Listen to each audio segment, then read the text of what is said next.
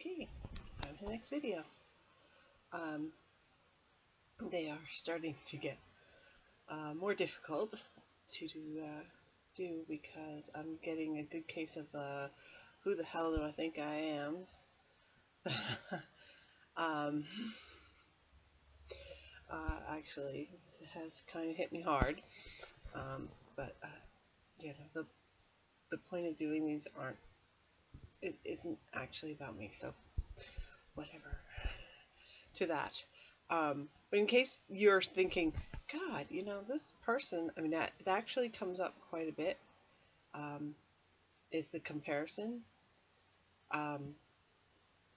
that people will make because they'll see something and think, oh, that person can do this and I can't, and I should be able to. And this is not true.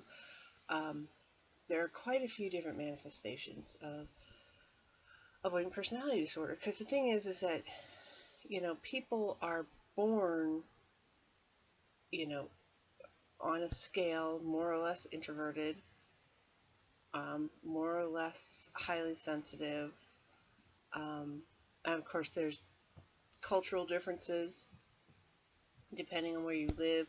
I mean, the most obvious is Latin cultures get, you know, diagnoses a lot easier than, say, Nordic cultures, just because it's more normal in those areas to have avoidant traits.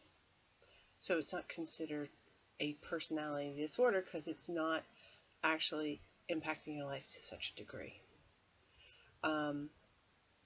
So yeah, I can talk here, and I can talk, you know, I mean, I'll go through phases where I can't even go to grocery stores or something. I sound like an idiot anyway. But as a general rule, I can go to a grocery store and I can interact with the people that work there, so long as they don't recognize me as a regular. If they start to recognize me, then I literally have to change the store I go to. That I am, I don't want to say that there's like an agoraphobic type scale, because agoraphobia and avoidance, nothing at all to do with each other. Nothing at all. If you avoid people, then you are not avoidant. I know that sounds like what? Avoidant people like people, and they're driven to be around people. They just don't feel like they're worthy of being important to anybody, and they don't think that they're worthy of sort of like being on the same level. And so there's a couple different ways this manifests. Some people that are avoidant have like sort of a core people that these are the only people that literally can be around at all. So they're not completely agoraphobic. It's not like they have a problem with space, or to be out of their house. The problem is literally the people that they're interacting with. They can go out in the world, as long as they don't have to interact with people other than like sort of the people on their approved list. And then there's people that are more like me, which, you know, does actually happen. I'm not a total freak. You know, I feel safest when I can hide in the crowd. So, like, I'm on Facebook, which some people are like, oh my God, you're on Facebook. I'm on Facebook, and I have like 3,000 friends. These people, I have no idea who they are. I have no idea who they are. None at all. and I don't interact with them. And if you are an actual relative of mine, then you're not on my Facebook unless, you know, like I've got a couple cousins that got married and I didn't realize what their last name was and they slipped through. That's it. If you're actually related to me, then you're not on my Facebook. It's strangers on my Facebook, and I can interact in because I use it for things like reading articles that were sent over and stuff like that. Because I personally think that it's a good idea to get other people's perspectives other than my own, and to not be so insulated. So I think it's a good idea to read stuff from all sorts of attitudes. So yeah, I mean, there's every once in a while there's some really interesting stuff that pops up, and random people I'd never known in my life posted. So this is kind of not the type. I had no idea what I was going to really talk about this, but I am. Because it's valid. I mean, there are absolutely, you can't compare yourself to another avoidant person and think that, oh my God. Well, first of all,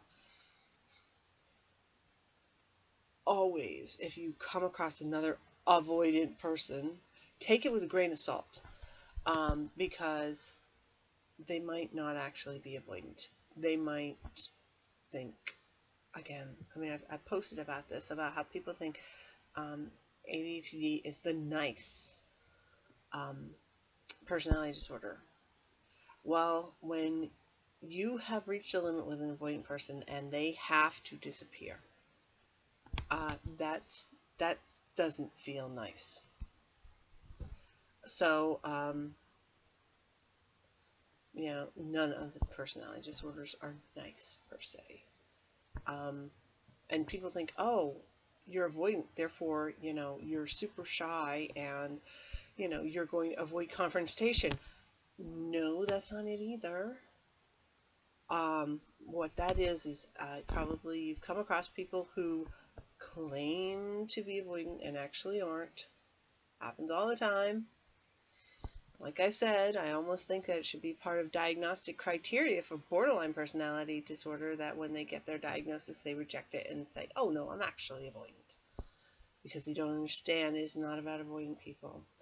It's about not feeling worthy of the people that are around.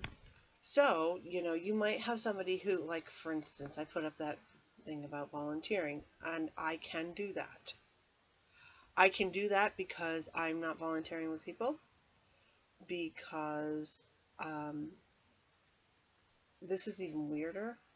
I don't actually, like, see it as I'm the one that's volunteering. My son volunteers, and he's underage, and so they need to have an adult with him. I'm sure that the shelter considers me a volunteer, but I don't in my head think I'm the volunteer. And that's how I can do it. There are people that have, like, I've actually been asked, and I've been thinking about it, and it will be coming, what is a good job for someone with avoidant personality disorder? Again, one of the reasons why I'm talking about this is because you can't just say, there's this one thing.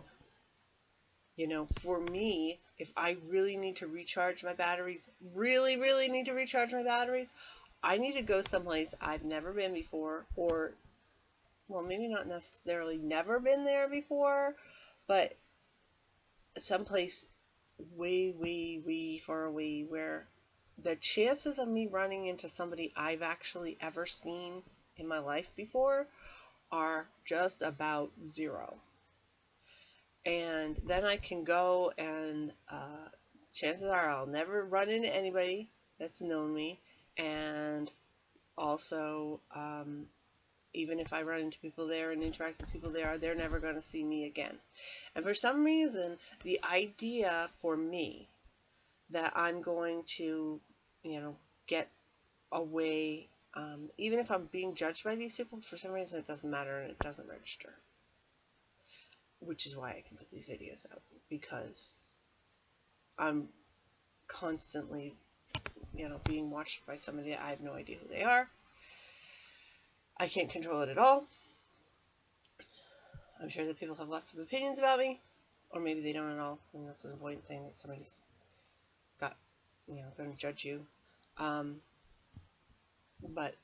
it's okay if I don't know what that judgment is for some reason. That doesn't work for a lot of avoidant people. That quirk, it's a quirk. That's why I try to make it clear when I'm talking about something that's really, really specific to me, and is not absolutely part of the diagnostic criteria, because everybody does things a little different. So, you might have, plans to be with your family over the holiday, and people, might just know you and let you, sit in the corner and just soak up the vibe, and that might be great for you. Now, for me, doing that exact same thing, which I am required to do, it's utter hell.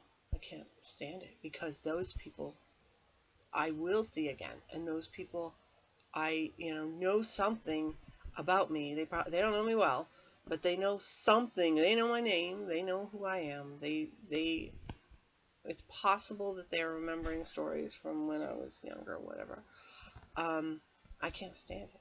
I can't stand it. And other people are like, family is it. It's the only people I can be around. For me, family is like the worst, because I feel like their memory's too long, and they can and will judge, and I can't tolerate it. You get people who, I talk about going to the gym and how good that is. Well, for me, like, basically, if I'm in my house, I won't exercise at all. Other people, being at home is where they can exercise, and it's great. I mean, when I say go to the gym, I don't mean you have to go to the gym and force yourself to go through that.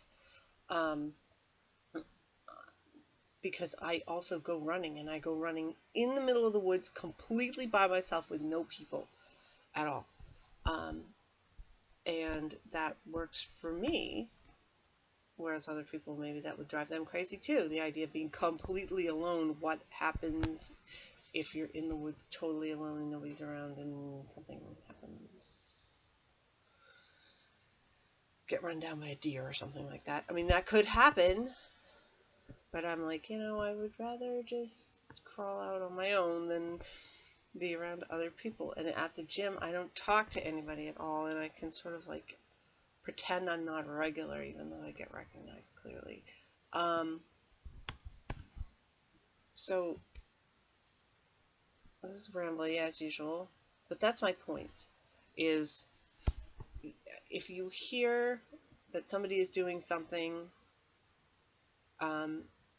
try not to judge yourself by that same yardstick, and think, well, this is what avoidant people do, therefore this is what I should do,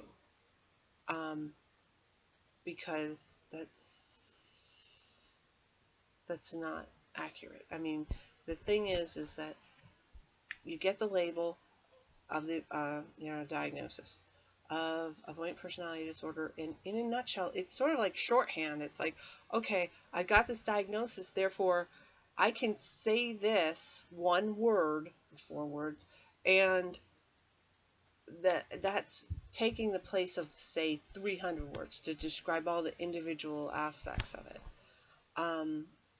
But that doesn't mean that everybody who's avoidant is exactly the same, and that we're all capable of doing the exact same things. And, I know everybody wants to look at themselves negatively, but there's, I'm sure, something that you can do that another avoidant person that would be like, oh, no way in hell, I couldn't do that, and so keep that in mind. Don't necessarily have to, try to be kind to yourself and talk yourself up, because that might make you like cringe, to say the least. But really pay attention, and don't say, okay, if this person can do this, then I should. Should is the worst word ever. Do it. too, because it's just not true.